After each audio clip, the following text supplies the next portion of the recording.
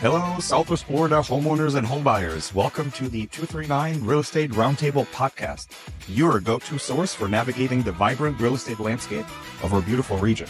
I'm your host, Kevin Tremmel, a local real estate agent, leader, and investor here in Southwest Florida. On this podcast, we bring you insights from best in the business, top-notch real estate professionals, seasoned agents, and experts in everything from homeowners insurance to mortgages, maintenance, and repairs. Whether you're a first-time homebuyer or a seasoned homeowner, we've got you covered with tips, strategies, and valuable insights to make your journey in Southwest Florida's real estate market a breeze. Get ready to unlock the doors to successful home ownership. This is the 239 Real Estate Roundtable Podcast, where we demystify the process, share insider knowledge, and ensure you're well equipped to make informed decisions. Let's dive in. Hello, everybody. Welcome to another episode of the 239 Real Estate Roundtable Podcast. Today, we have a very special guest. Vicki Ventresca is a realtor in Southwest Florida with Berkshire Hathaway Home Services. She's been a Florida resident since 2009. She's been in real estate since 2015, so she has a really in-depth knowledge about this area. And what is unique about Vicki is that she's part of a brother and sister team with her brother Angelo. You definitely don't see that very often. Welcome to the show, Vicki. Thank you. Awesome. Excited to be here. Of course. Thanks for making the time. I appreciate it. So Vicki, why don't we get started just so the audience can get to know you a little bit better. What's your real estate story? How did you get into real estate and why? Well, I moved down here and it's always fun looking for your place to live. I enjoyed the search more than the buy, but I always liked real estate. I moved down here. Now, when I did move here, I worked for my stepdaughter, who was a realtor in Gainesville, Florida, and doing her electronic paperwork. Right. So I became very familiar with the process. And then my brother began a search also, and I was with him and he and his wife, and we looked at property and we talked about through the process, and then we ended up deciding to go into business, into the real estate business. Nice. And did you and Angelo go into business together at the same time, or did Angelo join later or earlier, or like how was that? We made the decision to go to the business at the same time. He knew that I was quite familiar with all the processes because for what I was doing for my stepdaughter. And once we were looking for property for him, and we're going through this and seeing all the different options out there and discussing what you want, what you don't want. Right. Both enjoyed it. So after he purchased, we did make a decision to go into business together. Nice. And I actually got my license, I don't know exactly how, a couple of months before him. A few months before him. I went through the process, was certified, licensed and everything, joined Berkshire Hathaway. And they, of course, want you to set up a team. And I said, no, I'm waiting for my brother to get his license. And then he came during a couple of months during the summer and nice, got his license. Yeah, awesome. So they wanted Berkshire, that you said they wanted you to join a team, but you were like, no, I already got my team members, so to speak. One coming up. Yeah, they do encourage you to have teams because mostly for coverage. And I have friends that I work with that, if you need help, or they need help, or everybody helps each other. Yeah. They do sort of encourage you to set up with a team so that you always have coverage because things happen in life, Right. And I just said, no, I'm just going to wait until my brother. It was only a few months. It wasn't a long time. Of course.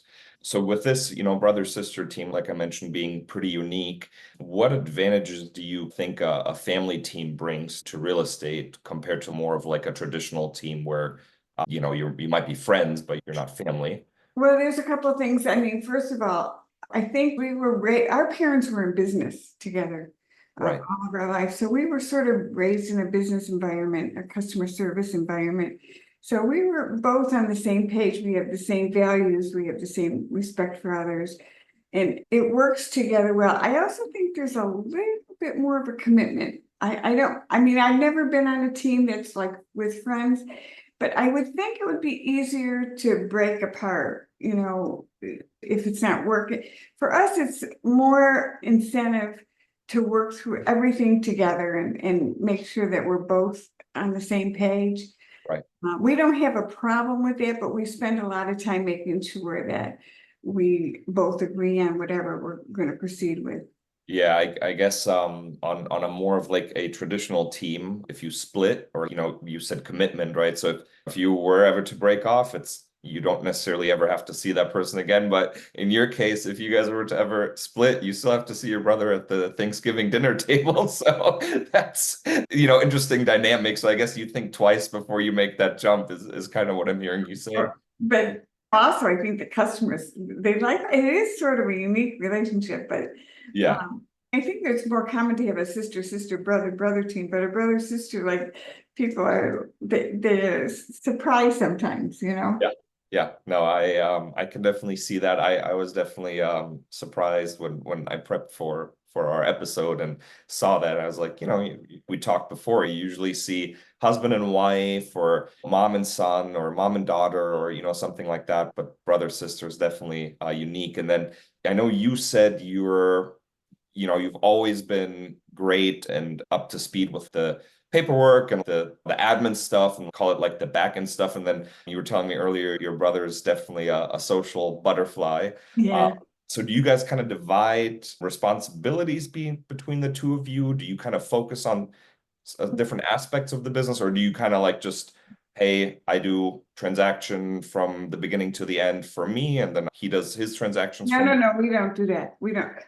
We sort of know each other's skills. I mean, he is definitely a little bit more social. People acclimate to him a little bit easier than they do to me. And I'm more acclimated to the processing of all the paperwork, which everybody hates. I don't hate it. So it works out fine. We do, however, I would say that we're very sensitive to our customer needs, and we do work together. We try, especially in the beginning, when we're bringing people out, to go together, so that even though we have our own skills, we want them, if they are in any kind of a situation, they can call either one of us and know that we both are aware of the situation and that we work together. But we do know our own skills and we know each other's skills, but we always work together with our customers. So yeah, it makes sense. And I've heard that a lot from like other teams, that it's just important to show face to the client. So if you ever are away from your phone, then like they know who else to go to. And it's better for the customers, for them to feel comfortable. It's better for you to be together as much as you possibly can. Sometimes in season it's hard, but you spend so much time with them, eventually you're always together. You're together with them. Yeah, that makes sense. Well, thanks for giving us an overview of how you got into this, and everybody kind of has their own story with how they got into real estate. But diving into kind of like the real estate market here in Southwest Florida, what are some big trends that you're seeing right now in our market, in our real estate market? Well, it's hard to predict trends, but basically I'm seeing that we're now past the post-COVID era, which I think was a real anomaly to the real estate market. We're past that, but I think there's still good news. I think for buyers, we're seeing that the inventory is a lot higher. There's a lot more options it's not pre-COVID inventory, but it's significantly higher than it was. And they have more options. And they have more time. They have more time to consider what's going on. I mean, it is Southwest Florida, so if you snooze, you lose. But you still have at least a reasonable amount of time to take considerations. Yeah. And for the sellers, I think the prices are stabilizing. They're not what they were post-COVID. They're also not what they were pre-COVID. Yeah. You're still in a good situation, and if you can price correctly to meet the market, you can reach the highest audience. So I think it's good either way. If you're a buyer, you're a seller, there's advantages to both. I do see that, I also see that the sellers are more amenable to working with the buyers. Yeah.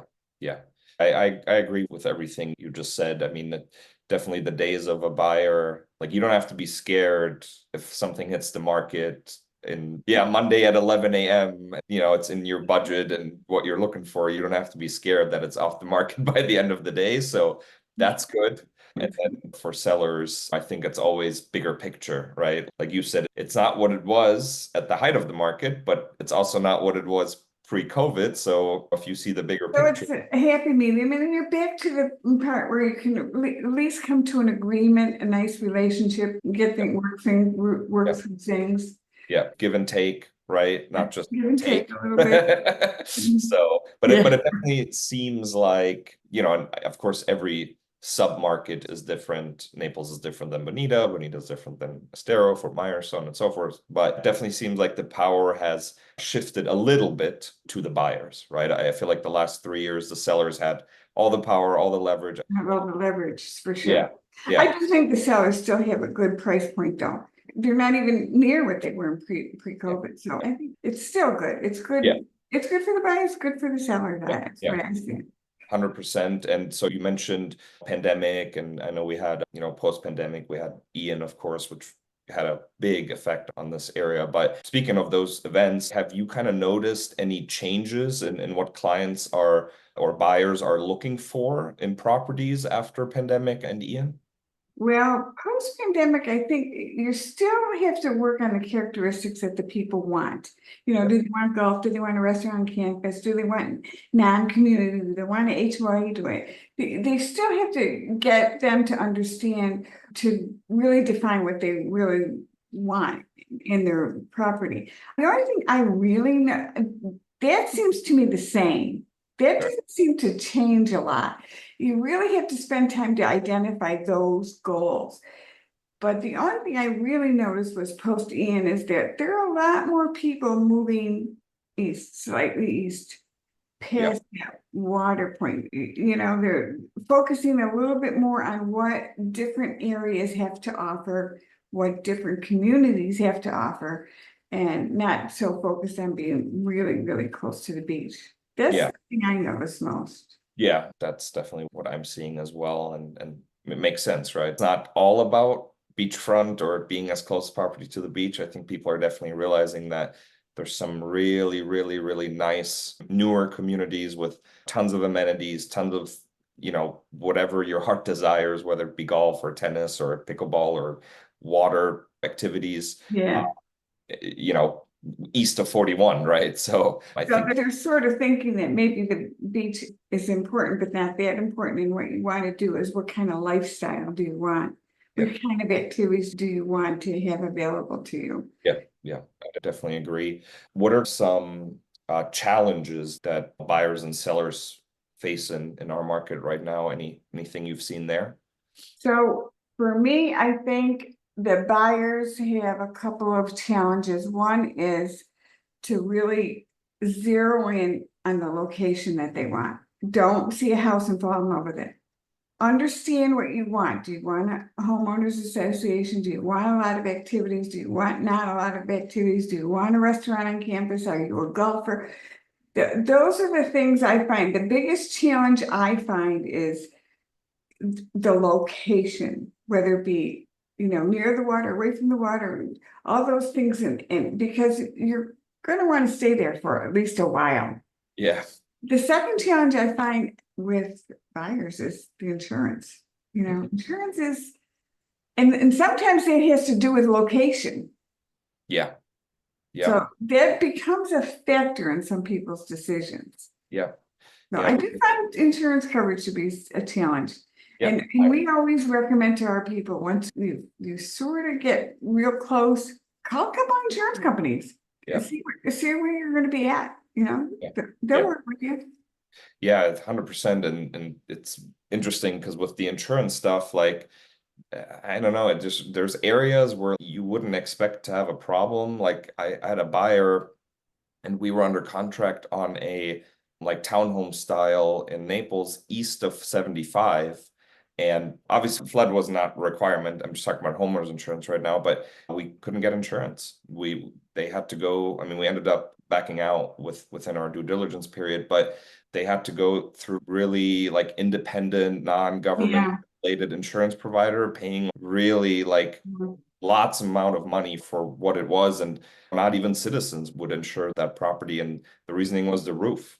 It was a Yeah. little bit older roof. So there's just, I feel like, a lot of moving factors right now. Even if you're far away from the water, it can just be like, Yeah, and that's what I mean, the insurance picks on different things and the roofs are an issue. yeah, And that's why we recommend that you know what you're getting into and call the insurance company beforehand, because Yeah. it can make a difference. I find that a challenge. Sellers, their challenges are really, like I said, their market price point is probably much better than it was Right. not as high as it was before in post-COVID, but it's certainly better than it was pre-COVID. So, but they still have to find the right price point that will attract the most buyer audience. They really have to work at that. And I think they need patience to, and I think my own experience is they have to realize once you get the buyer interested, you got to work with them. You got to work through the process, try to work together, come to a reasonable solution. It's not like it was before, where here's my house, here's the price. Yeah. Go ahead and I'll take multiple bids, but Yeah. if you price it right and get to a reasonable solution to any of the obstacles, but I think their challenges are. And being patient. It's hard to be patient when they're trying to sell, you know what I'm saying? Yeah. It's hard to be patient. Yeah. But I feel, I mean, first, great point. So to kind of sum it up, sounds like buyers, you're seeing a lot of insurance and, of course, like insurance challenges, and narrowing down on location and kind of narrowing down exactly what you want out of this home. And then for sellers, sounds like just being very realistic with price and at market value, and also being a little bit more patient. Right? And I'm having those conversations as well. And I feel like that's where we come in. I mean, I have a good friend of mine right now, and we're listing his condo, and I had to tell them, like, the last house that they sold was during COVID, and it sold within a week, 5 days, right? And so I feel like that's where we come in and obviously show them median days on market, and hey, if we want to push the envelope on price a little bit, like, there's a good chance we might be on the market for 50 to 60, whatever the median is, of course. So I feel like it was funny because when we went live, he called me like 3 days after, and he was like, hey, so any offers yet? Like, jokingly, like kind of jokingly, right? But also not like serious, but also jokingly. Like I said, we're good friends. So, and I'm like, well, no, I mean, like I said, there's a good chance we might be at this stage for 60 days, especially if we want to get a certain amount of money. But, and then one thing I also liked what you said was sellers have to work with buyers, right? Every agent had another agent call me on a listing, and she was basically like, hey, my buyers really liked it. Looks like we're gonna probably submit an offer, but I can guarantee you it's gonna be nowhere near the list price. And I just wanted to call you first so you're not insulted. And I was like, I told my sellers we're gonna look at every offer seriously. And like you said, right? I mean, you got to work with them. And I tell everybody the same thing, the buyer's agents, like, submit an offer. That way we at least have something to work off, and we'll go from there. We're not expecting above asking or anything crazy like that. So things that, times have definitely changed, but some good points that you. It's always nice when you have a nice working relationship with both sides. That's why if realtors can keep things calm and try to work through things, it's a much nicer process for everybody involved, everybody. Yeah, I agree. And then, I'm sure you also have your, being in Collier County, obviously we still see a big influx of people relocating. So I'm sure you have your fair share from people that are moving from other cities or states, or maybe even other countries. But what are kind of some common misconceptions that you run into about our real estate market that kind of keep on coming up? Anything you have there? Misconceptions, I guess the first one I noticed is the prices are too high for me here.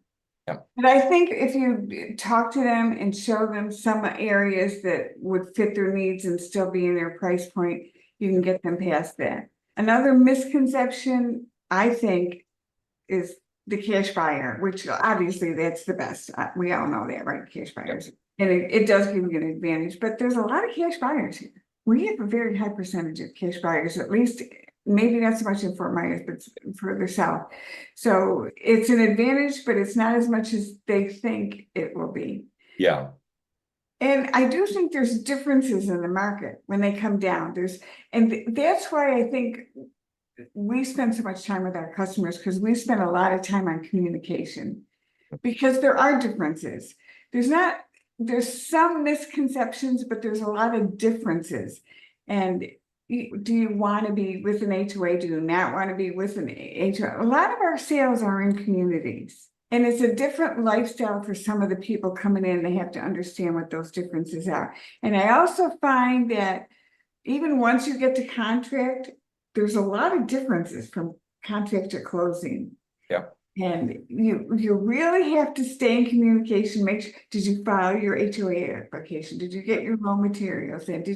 There's a lot of, you have to just keep following up on a lot of things so they understand that this is really going now. Yeah. And it's a real close date. Yeah. And the biggest one I have is that we don't know we're closing on that date. I thought it was like around that date. No, we're closing on. Yeah, I love that. Yeah, I mean, we went over this when we accepted or submitted the Put offer. a close date on there. That's the close date. Yeah. But I think in other areas, it's like around that date, as close to that as we can get. I had my last customer call me up and said, "What's our close date?" I'm like, "It's June 12th. That's what it is." Yeah. Yeah. And I always tell people, yeah. And when you say like differences from contract to closing, you mean like other states have different like process. That's what you mean, right? Like, yeah. Yeah. I think if you communicate with them constantly and just touch base, it keep everybody calm. It just keeps everybody calmer and ready. And yeah, I think communication is big, and I know you've hammered that home. That's very important to you and Angelo as well, and I agree with that. And I mean, a big thing is obviously the whole, like, I had a customer from New York, and they were kind of weirded out by that the closing's not going to be done through an attorney, but like a title company, right? So that was kind of like, wait, so we don't need an attorney? And I was like, no, I mean, you can, obviously, but I'd save the money. Like, this is pretty straightforward. We give them a choice. We say you have the option of closing with title or closing with a lawyer. Yeah. And some people just have a comfort level with lawyers. That's the way it is. And we're used to titles companies doing so many closings down here that it's like the back of their hand.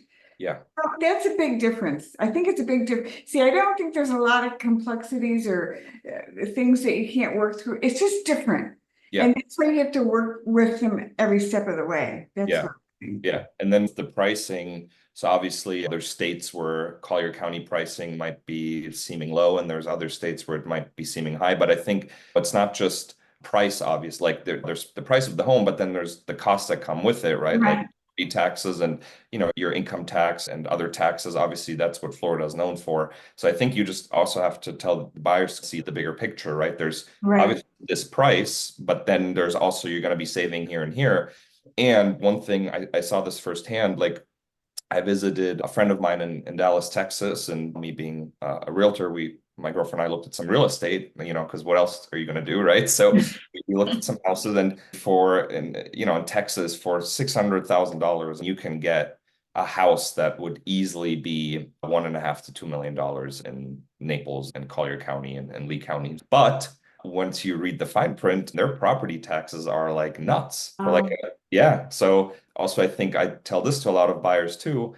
I have family, my in-laws, they live in Georgia, and they're like, well, this house in Georgia would be XYZ. And I was like, well, yeah, but it's also not structurally engineered. It's not concrete block. It doesn't have trusses that are engineered, all that, right? So I think a lot of the price also comes from the differences of structure, right? And newer built homes in south of Florida are usually a little more sound than a wood frame home and things like that. So that's something to consider as well, right? Like where that price comes from. You're not getting a wood frame house and usually getting hurricane impact. And so, but that's, like we said, right? That's where we come in. So that's great. I know you do a lot of kind of community. You like to be active and get yourself involved in the community. What are some of your favorite places or hidden gems in Southwest Florida that you kind of recommend to clients in the area?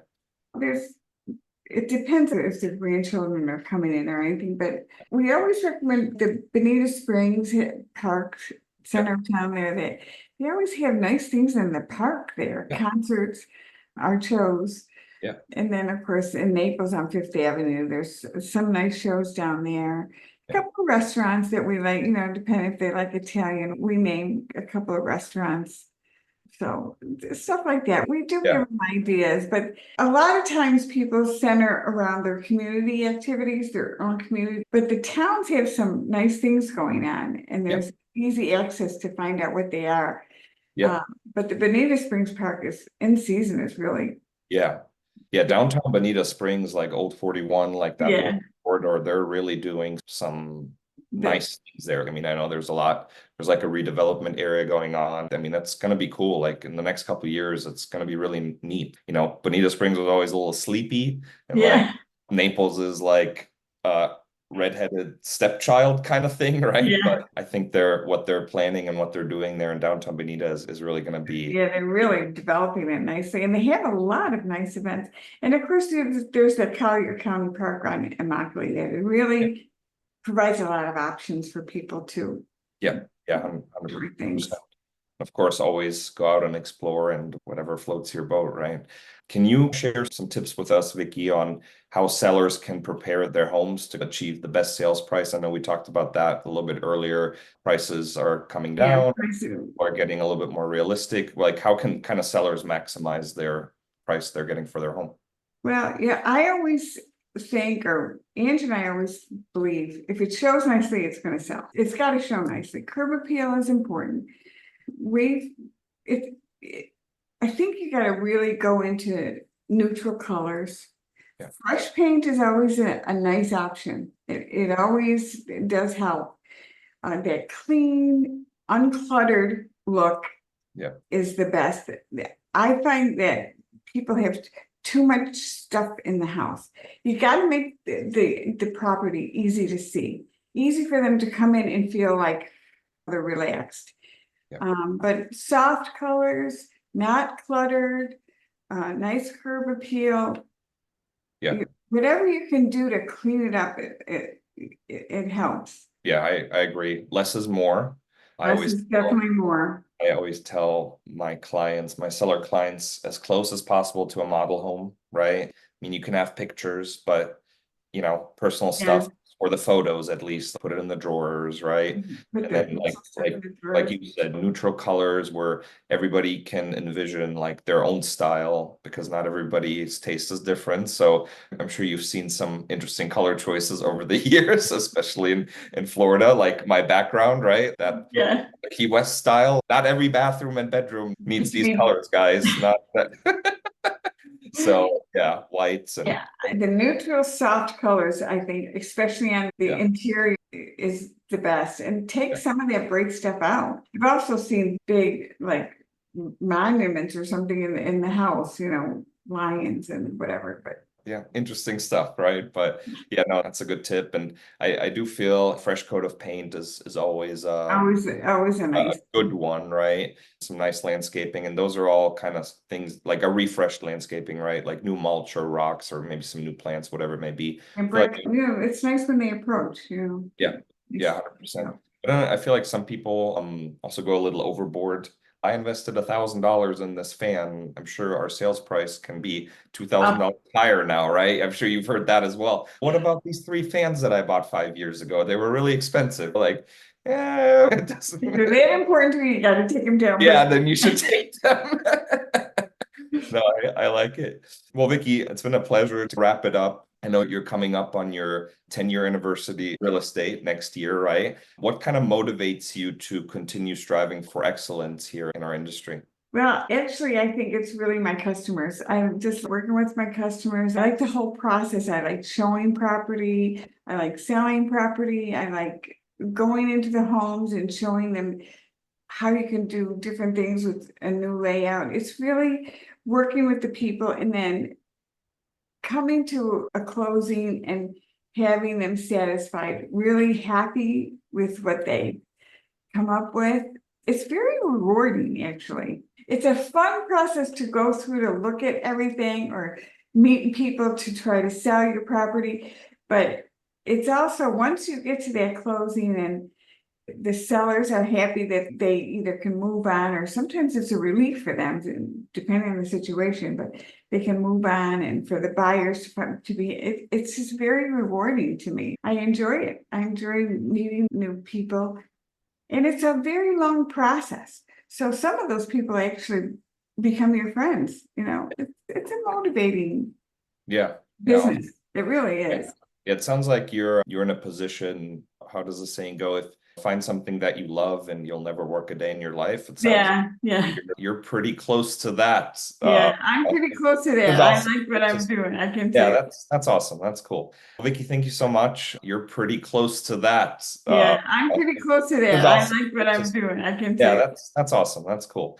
Well, Vicki, thank you so much. Definitely appreciate your time and bringing some valuable insights for buyers, sellers, market, people that might want to relocate here. To wrap it up, of course, we'll link all your social media down below in the description. But if someone wants to reach out to you, what's the best way to get in touch with you, Vicki? My phone is usually the best. I'm very seldom don't answer my phone. If I don't answer, I get right back to you. So just my phone number. Perfect. And that's on your web. We'll link your website, and that's all. Okay. Perfect. Awesome. And my email is easy too. Okay. Phone and email. I always like to talk to people so I can get a feel of what they're looking for. So I prefer telephone, but whatever. All right, perfect. So phone will be best, but also email, of course, is fine. You'll find that on Vicki's website that we're going to link down below. So Vicki, again, thank you so much for coming on. I really appreciate your time. It's been a pleasure, and say hi to your brother, Angelo. Okay. I will. Thank you. Thanks. And that wraps up another insightful episode of the 239 Real Estate Roundtable Podcast. I hope you enjoyed our discussions and gained valuable knowledge to enhance your home ownership journey here in Southwest Florida. A big thank you to our incredible guests, and of course to you, our listeners, for joining us. If you have any questions or topics you'd like us to cover, or if you'd like to connect, feel free to reach out. You can find us on Instagram at @KevinTremmel_real estate, on Facebook at Kevin Tremmel Real Estate, or visit our website, kevintremmel.com. Don't forget to subscribe so you never miss an episode. Your feedback is crucial, and we're always eager to hear from you. Until next time, this is Kevin Tremmel, your host, signing off. See you on the next episode.